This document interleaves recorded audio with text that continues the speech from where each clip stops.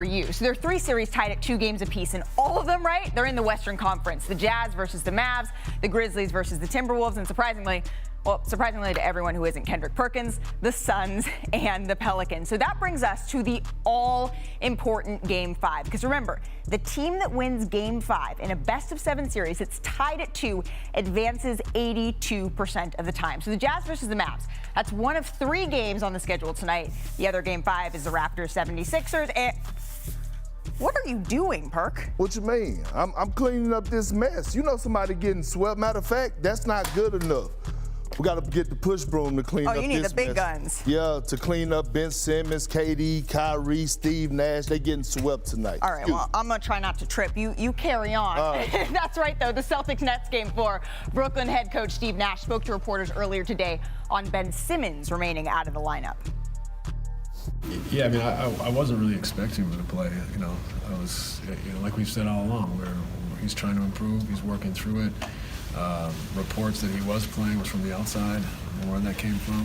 So we kind of stick to what we've always said. He's still building himself up, still working through things, still trying to get strong enough and put himself in a position to play. Yeah, I'd be very careful that disappointed doesn't get taken out of context. Of course, we're all disappointed. We'd love to see Ben on the floor with our teammates, but I don't want it to be taken, I'm disappointed in Ben or anything like that. No, back is his back. We got to work through this, and he's got to continue to fight, as all guys do when they're returning to play. But yeah, of course, we'd love to see Ben with our guys. So for more on Ben Simmons, we are joined now by senior insider Adrian Wojnarowski. And Adrian, you've been at the forefront of all of this reporting around Simmons from way back in the offseason. So what is the reaction within the organization to his absence? Well, Malika, certainly disappointment. They were hoping, that Ben Simmons could get on the floor in Game 4 tonight against Boston. They had discussed it with him, and there was a ramp-up that had gone on toward it.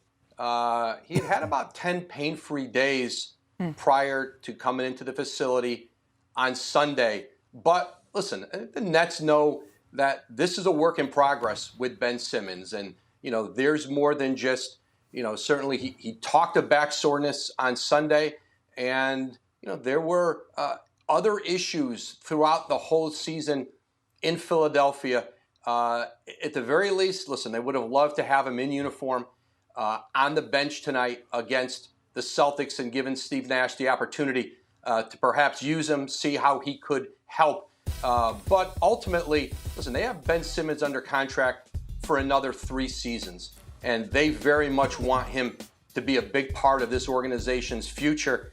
And I think they're going to continue to try to work with Ben Simmons, with his agent, Rich Paul, to figure out how to get there. Obviously, this season at 3-0, Ben Simmons was not going to rescue this Nets team. But at the least, they hope they could get him on the floor. We'll see what'll happen if they somehow extend the series beyond Game 4 tonight. But I think the Nets, Ben Simmons, are going to start taking the long view here and look at what an offseason together might look like. And the long view includes no Ben Simmons tonight in Game 4. Adrian Wojnarowski, thanks so much for the time here on NBA Today. So I want to bring in Vince Carter, Richard Jefferson, and the sweeper himself, Kendrick Perkins. So combined, the 3 of you gentlemen, you have 53 years of playing in the NBA. So it's fair to say not only have you been around the block, you've been around the block a couple of times. Perk, what's your reaction to the back and forth emphasis on back with Simmons' status this postseason? You know what? It's disturbing. But for the simple fact that it's so many question marks whether Ben Simmons loved the game of basketball. And it's almost to the point where Ben Simmons is almost like, that pretty woman, and you wonder why she's single. And she's single because everybody has found out that she loves cigarettes, okay? Newport shorts. And that's who Ben Simmons is. The single woman that can't get a man because he smokes cigarettes. She smokes cigarettes, yeah. And see here, let me take it a step further. Ben Simmons is messing up for the younger generation. And it's not just Ben Simmons, it's everybody that plays a part in this right now that are sitting out games and getting paid a lot of money. Look, guys before Ben Simmons paved the way for him to get top dollars and make $200 million contracts. It's on him to make sure that he fulfill those obligations and be available and make sure that he plays so that he don't mess it up for the younger generation. Why they can't get paid top dollar? Because when they go to the CBA, the owner's going to be waiting at the front door. Richard? All right. Yeah, well, we good can't thing. hear him. We Thank killed God. his mic. Yes, we can't hear just him. done. We can't hear you. So we're going to let We him can't keep hear talking without his mic on. This is exactly how I like the show. Yes. Vince, go ahead. Y'all muted him. Well, here's my thing. They're not protecting each other. First, the organization, if you want to protect them,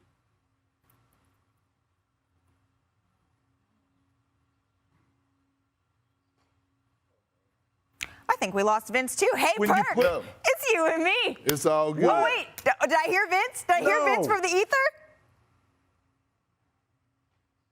no. Can you hear me? I can hear you. Yeah. You better make it good. Oh, I was about to say. No, but I'm saying they're not protecting each other. You protect Ben Simmons by doing this. If you're going to work out and have them coming on the floor, have them come on the floor before the people get into the arena. I used to work out early on the arena when nobody was in there, the dancers were in there. Let him go in there and shoot and work out there. So you're not always constantly under the microscope and evaluating him on how he looks. But he's working out in the practice facility. He can go into the arena wherever he wants. When the cameras are there. He's still out in game, but he's still out Correct. in game 4. Like, that doesn't, I don't understand. And that's my point. But if we handle this way back where, let it be a surprise. We stop talking about it, but you start hearing the whispers and the rumors. You start seeing them on the court. So when you hear these whispers, you hear these rumors, you start to tie these two together to be disappointed. I think they're not looking out for each other. Well, I'm sure we haven't even heard from Ben Simmons. Yes, we We're going to have. hear from Ben Simmons as well. We've heard from him twice. But When are you going to say, I'm not playing because I'm really hurt? Yeah, but Vince, if that's the case, then how about sit in the back and don't even sit on the bench? Why come out making fashion statements to make sure that the camera is on you? And look, here's the thing about Ben But it's Simmons. the basketball side, too, we're looking at as well. I understand, but Vince, we're talking about a max player, man, and I keep explaining this to the world. This is what you sign up for. Like when you sign on the dotted line and you get drafted into the NBA and you sign a max contract, you sign up for the media. The media is part of it. Good or bad, no matter how you want to take it, you have to address it. And the fact of the matter is this. We don't know really what's going on with Ben Simmons. Hell, from listening to Steve Nash, I don't think he knows what's going on with Ben Simmons at this moment. Correct. Well, here's Nobody the curious thing, Vince, is that Woj reported, right, that for 10 straight days, he experienced no back pain. He was ramping up, experiencing no pain, and then on Sunday he comes in and reports that pain. And the question becomes, we see guys over and over again, right? Even when it's sort of like Zach LaVine, for instance. I was speaking to him over the weekend, and I asked him about his knee, and he said, it's not doing great, but at this point, everyone's got something. We can't complain about it. You just got to go out there, and you have to be there, and you have to play. So I think that's the point that Perk is trying to make here, is at what point, when your team's in a 3-0 hole, how far are you, Joel Embiid, which we'll get to later in the show, playing through ligament pain? Do you want to be out there or do you not want to be out there? And if there's we saw James Harden go out there on one hamstring last year. It wasn't great, it wasn't pretty, but there was no question about whether or not he wanted for his team. And remember, in NBA history, no team has ever come back from being down 3-0, but it all starts with one win, right? So does Brooklyn start their path to being first, or is the series over tonight, Vince? The organization has dangled him in front of us for so long. Is it over tonight is he or coming not? back? We see him passing. We're showing video. Yeah, it's over. It's no. I don't think it's over. Tonight. No. I don't think it's over Oh, tonight. okay. I think KD is. I think it's going to be a gentleman's sweep. I think KD is going to give us one special performance. He has to. He needs to. He can. And it's not about can KD do it. And then if he needs to lead the pack, he needs to have that 55-point game. Remember the last time I was in studio, I said I spoke to KD, and his response was a 55-point game. We need that 45-plus KD being aggressive from the start of the game, and then everything else flows in there. If he doesn't do that, guess what? That broom that Perk was using, they're going to need it. Yeah, but Vince, it's over with. We've been talking about Kevin Durant bouncing back since game 1. And look, you can tell in his body language, Kevin Durant at this moment is defeated. I'm not going to even use the word punk. He's defeated, he's frustrated, and in his defense, he has the right to be frustrated because think about what he had to deal with since he got to Brooklyn. And there's no disrespect to Kyrie and his beliefs as far as the vaccination. Okay, KD stuck it out through then. Now, all of a sudden, you get to this moment where you know you need Kyrie at his best, and he's going through his thing with his religion. I'm not knocking that. And now he's fasting, and there's no excuse for Kevin Durant. He still has to come out and perform, but at the end of the day, you got to feel his frustration at this moment, because from the point that he stepped foot in the Brooklyn Nets organization, he has shown us that he's 100% all in. We can't say the rest about the others. We're going to have much more on this series coming up later in the show with a live report from Nick Friedel, who is in Brooklyn. But I do want to turn the page. The winner of the Nets and Celtics series, they're going to play the winner of the Bulls and the Bucks series. And that's starting to look a lot like it is going to be the Milwaukee Bucks. So Giannis was dominant again yesterday as he recorded another 30-point, 10-rebound, 5-assist game. That puts him in the same category as LeBron and Larry Bird in terms of racking up postseason performances like that. But Grayson Allen, did y'all see this? He was also cooking. He became the first Bucks player with at least 5 3-pointers in consecutive playoff games. And that's not even to mention bifocal Bobby. So Milwaukee looks dangerous right now. These last 2 games have sort of reasserted their dominance over the Bulls at a time when some thought that maybe they would struggle without Chris Middleton, right? But have they done anything but that? No, they have just been dominant the entire time. So my question to you, Perk, is this Bucks team better than last year's team that won it all? Yes, they are. And the reason that they're better than last year's team is because Giannis is better than he was last year.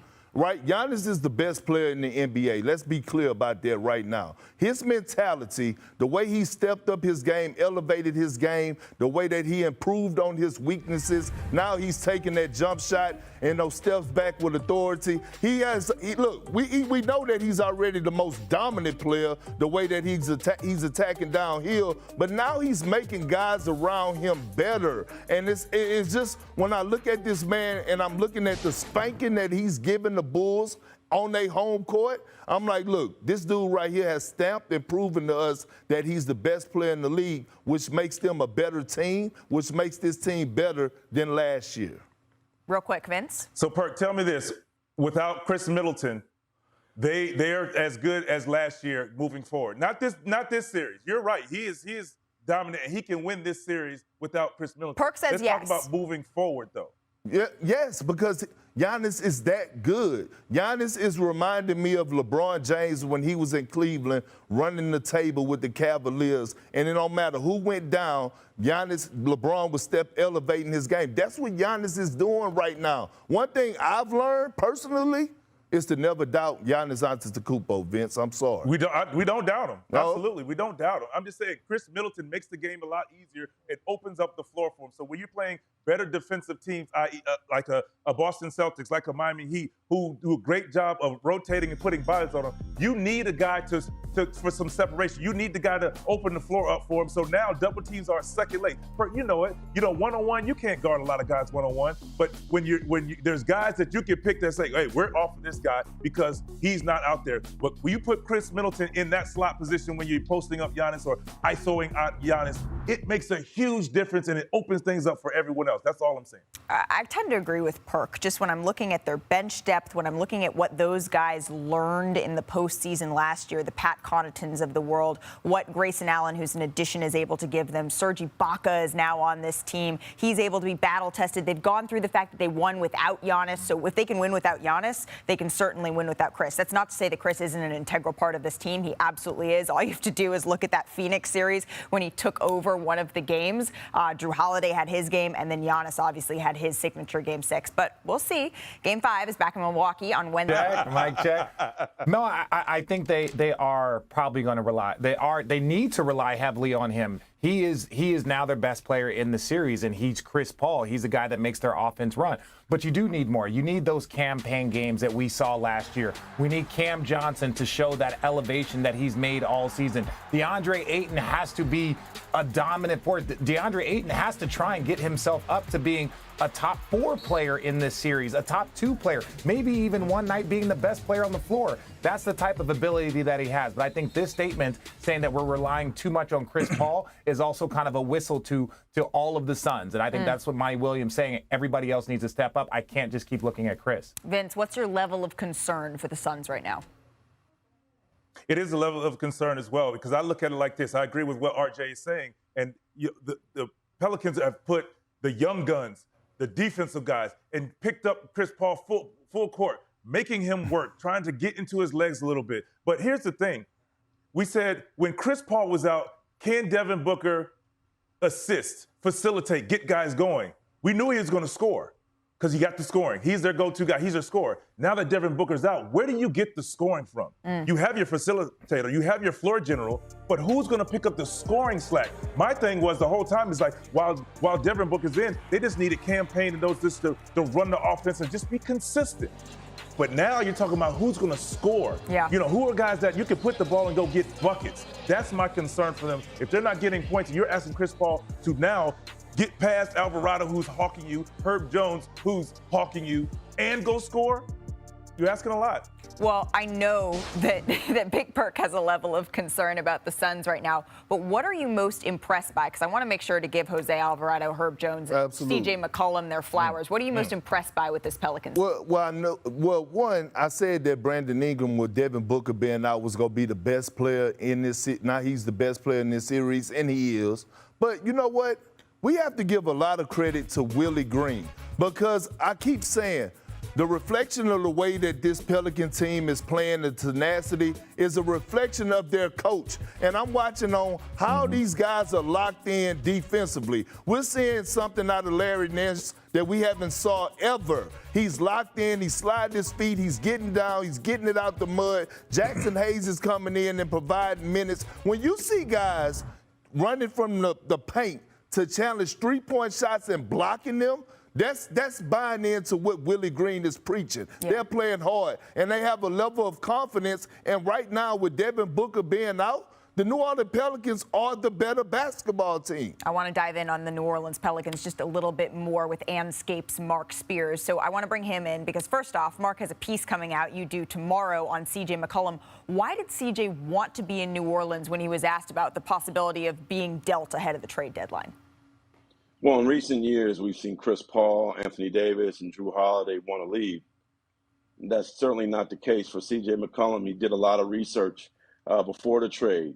He liked B.I., he liked Valanciunas, he liked the young guys and knew he could be a mentor for Zion. And to Perk's point, he loved Willie Green. And he said when he came in that he wanted to be in New Orleans long term. 2.5 months later, last week, he doubled down on it, Malik. He said, I'm not going nowhere. I'm here. Where am I going to go? Leave for what? I want to retire here.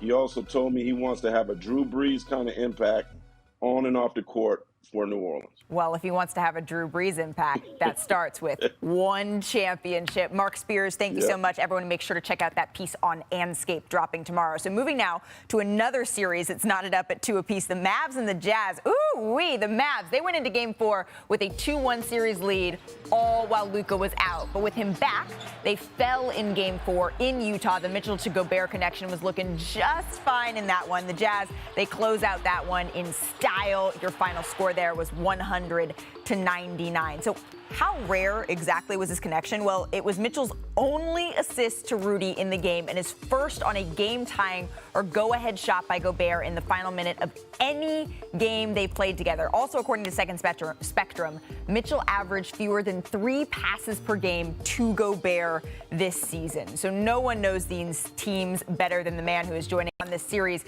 We're joined now by NBA writer Tim McMahon. And Tim, like I said, you are all over this, so let's just dive right in. We just looked at the numbers on how rare that end-of-game alley-oop was, right? But was it a play that galvanized this team or could moving forward?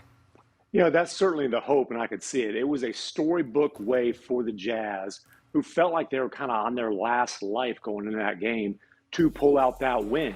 And you heard Rudy Gobert after the game. I won't repeat exactly what he said, but essentially bleep the talk. And by the way, there are T-shirts being made with the exact phrase, not by the Jazz, but by some fans. But his point is there's going to be noise about the team. There's been so much discussion about their relationship, perhaps this core breaking up. Who knows what could happen this summer, and who cares about that? The Jazz feel like they have an opportunity right now. It's right there in front of them, and they want to seize it. Hey, it's tied 2-2. The Suns are obviously shaky. The West feels wide open. Anything can happen at this point. And that was absolutely the kind of moment that can bring a team together. Right. As for the Mavs, Luka, he returned in Game 4. He played 34 minutes and went 30 and 10. So how will the Mavs manage his usage tonight? Yeah, Luka's the kind of player that can tear an opponent apart, obviously. And they held him to 34 minutes last game rather. And what they did, they subbed him out midway through the first and third quarters. He usually plays that entire quarter. Now, it was after 13 days off. It was in the altitude of Utah. Obviously, that won't be a factor tonight at home. And Jason Kidd said they're going to. The last time we seen a defensive team like the Boston Celtics. They have length, they have athleticism. Just think about this. We're talking about Kevin Durant and Kyrie Irving, two of the most skilled guys to ever play the game, about to get swept. And you know why? It's because of the personnel that the Celtics have, the athleticism on the wing position, the interior defense with Al Horford, Daniel Tice, and now they got Robert Williams back. Look, the Celtics should be the favorite to win it all. I'm standing on it. They my pick to win it all. Richard? They are close, but no, it's still the Golden State Warriors, because this is one thing that you need to understand, Perk.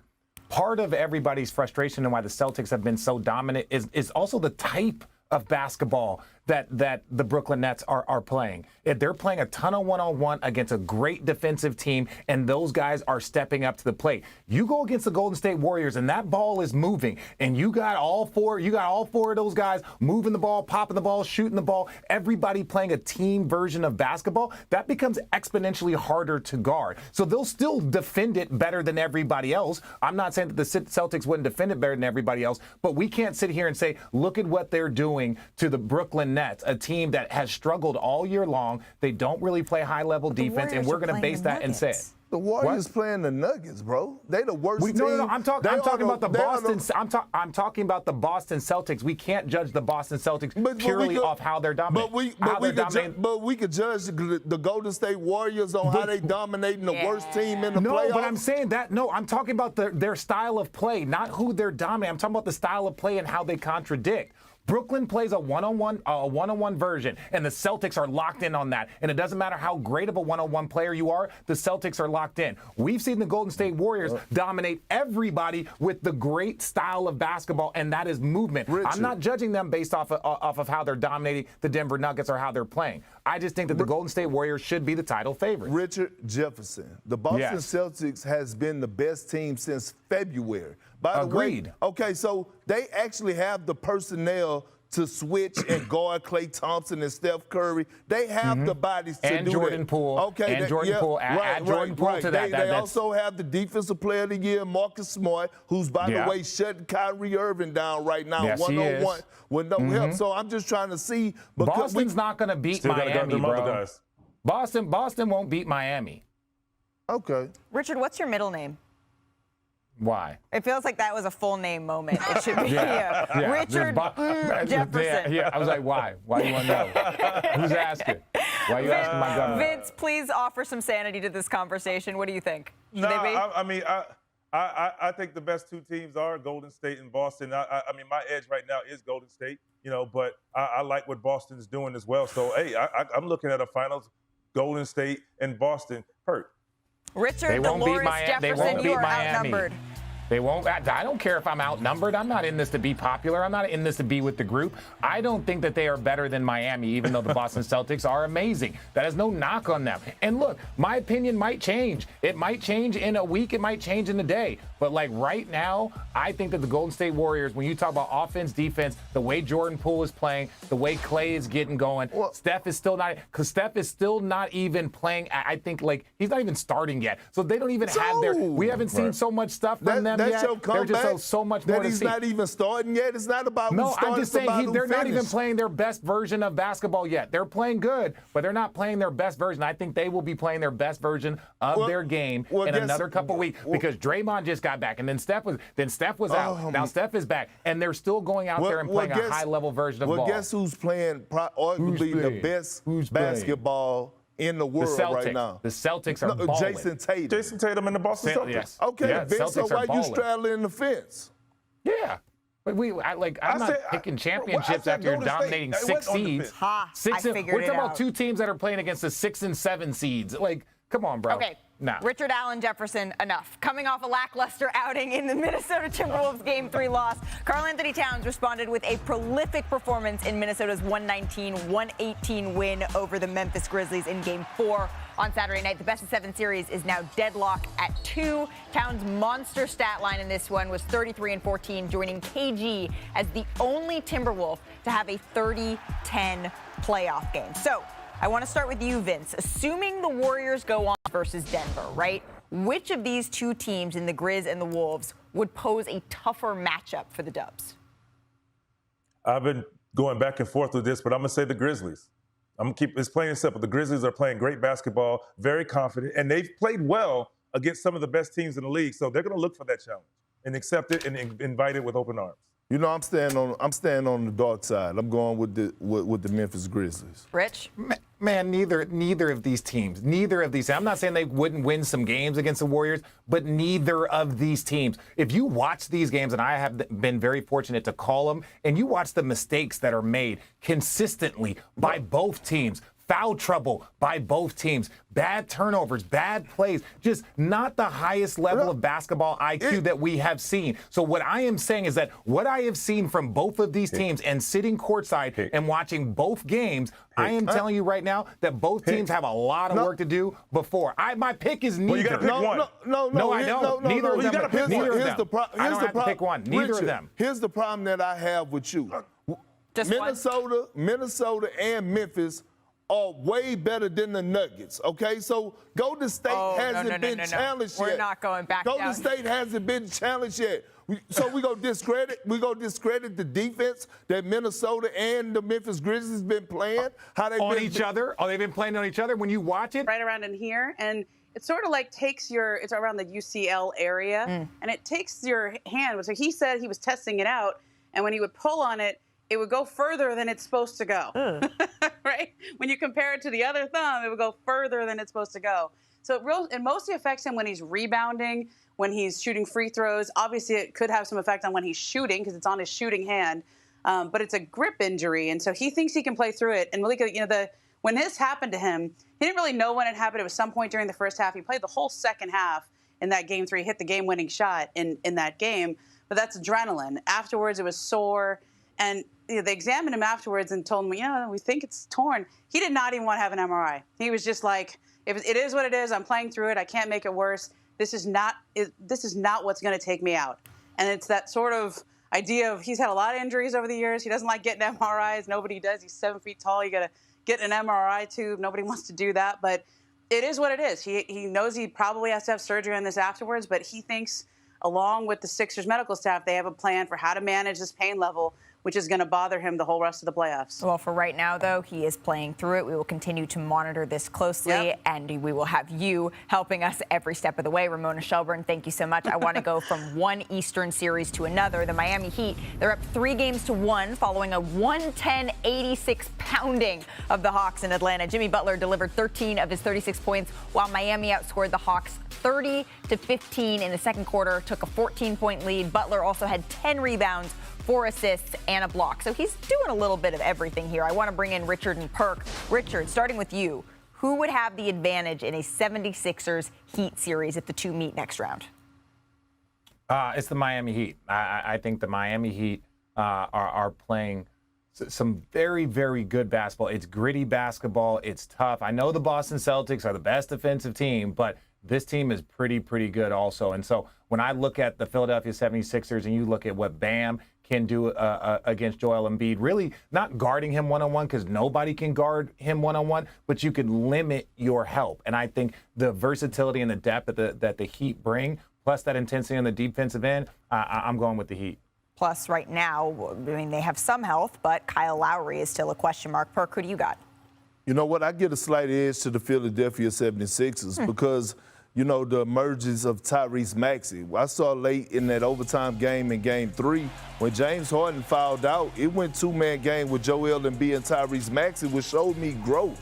And this kid is ready for the moment. Look, let's not dismiss a guy like Danny Green, a 3-time champion, who also has been stepping up, who also knows the assignment, who knows his defensive rotation, who knows how to play winning basketball. Tobias Harris has elevated his game. We was all wondering during the regular season, was he going to step it up? I think this series goes 7 games. Right now, get a slight edge to the Philadelphia 76ers because I strongly believe in this series still, even with a torn ligament in his thumb, Joel Embiid is still going to be the best player on the floor. Well, if it comes to fruition, and again, we're still a couple of wins away, Philadelphia has to take care of the Raptors and Miami has to take care of the Hawks. But if it comes to fruition, it could be fun. All right, after the break, though, we're sticking in the East. We have some bus. Malika, Rich Paul, the CEO at Clutch Sports, Ben Simmons' agent, met along with Ben Simmons with Sean Marks, the Nets GM, their leadership in Brooklyn today to talk through what they all needed to do together to continue to work on a plan to get Ben Simmons back on the court in Brooklyn. And what came out of that meeting very clearly to both sides was, as much as the physical return for Ben Simmons is still the mental return. And the sense very much today was, he needed more support. He needed more help to get there. And that, listen, I think Brooklyn believes they've seen Ben Simmons put in the work in both those areas, both physical and mental, since he got to the Nets in their trade. They saw him ramp up the last couple weeks until Sunday when they thought that, he was going to be on the cusp of playing Monday night in Brooklyn. That had been Ben Simmons' plan to play tonight. That had been the Nets' plan with him. And I think their understanding right now is going to require not just more work on the lower back, but there is still a mental health part in this equation that the Nets and Rich Paul, Ben Simmons have to continue to work through together. He's got 3 years left on his contract. Certainly there's still a long play involved with Ben Simmons. They're not ruling him out of this season. We'll see if the Nets may rule themselves out of the season if they lose tonight against the Celtics. But I think there was a good conversation today and a sense that there's more work that needs to be done. But the one thing that I know both sides got out of that today was that Ben Simmons reiterated to the Nets, he wants to play basketball. He wants to play for this team. He needs more help getting there. That's such a crucial part of your reporting that I'm reading right now. The Nets believe Simmons has been addressing both mental and physical areas in recent months and recognize there's more work to do. Woj, thank you so much for joining us. All right, I want to bring in Kendrick Perkins to this conversation. What do you think of what we just heard from Adrian Wojnarowski in his reporting? I don't think, Malik, I told you that before. Look, here's the thing. I'm tired of Ben Simmons talking about what he's going to do and how he's going to address the situation, including Rich Paul coming to his defense. And I understand that Rich Paul is his agent. That's what he's supposed to do. But I want to see it. And I think the world want to see it. Like, we want to see you on the floor. We want to see you doing what you're supposed to do and living up to the name that you created for yourself. And that's a defensive player of the year candidate, a guy that's a special talent at the point guard / point guard position, whatever you want to call it. But I don't want to hear no more about what Ben Simmons is saying in meetings. Like, it's time for you to show us. Like, we're tired of hearing what you're saying, and we're getting better in this area. We're cleaning up this area. How long is it going to take you to clean your house? Well, if you had a big broom like you had, maybe it would be a little bit faster. Much more reporting from our Adrian Wojnarowski.